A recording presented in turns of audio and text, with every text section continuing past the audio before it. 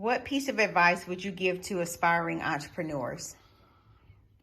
I would tell somebody who's aspiring to be an entrepreneur to, take their time. I know that sounds cliche, but it's a fact. We rush into this thing called entrepreneurship. We really don't really understand it. We just know that we don't want to go to work. We know we want to be responsible for making our own money. And we are finding out things a year in, 2 years in that we would have known in the first month or two.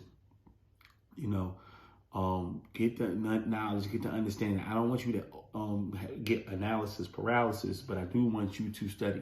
I do want you to find out if you can get a job doing what it is you want to do so that you actually can learn and circumvent some of the BS that you're going to have to go through or that's going to be developed. And by BS, one of the BS is what you think it is, and the other one is belief system.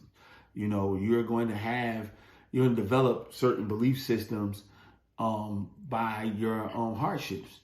And I would love for you not to go through the hardships that's not there for you, whatever ones you can avoid, I want you to avoid them. So I was just talking to a coaching client, and they're relocating from Baltimore to Atlanta.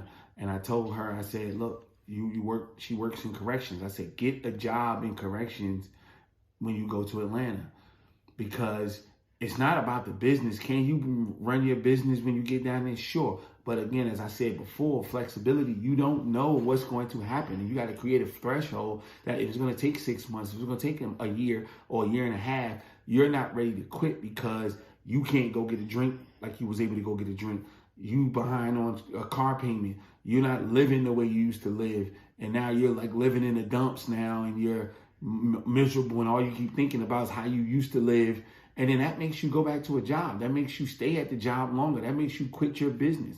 So take the time, learn everything, give your business a cycle, a 1 year cycle. If you start your hustle, give it a 1 year cycle. See how all the 4 quarters go for you. See what your strongest quarter was. See what your weakest quarter was. Figure out what you can do better. Find out what the people actually want and need. People's wants change like this, but their needs stay a lot longer. So give yourself a chance to know that stuff before you just jump out there. It doesn't matter about passion. Passion is something that you need, but you need to keep it in your pocket like your driver's license. Just pull it out when you need it and then put it right back in when you don't. So don't let your passion drive you to make a crazy decision to put you into the poorhouse. Get passionate about your business venture. Hold on to that. Now let's get some facts and step out right so you don't have to run back, hide, and then run back to the big bad job.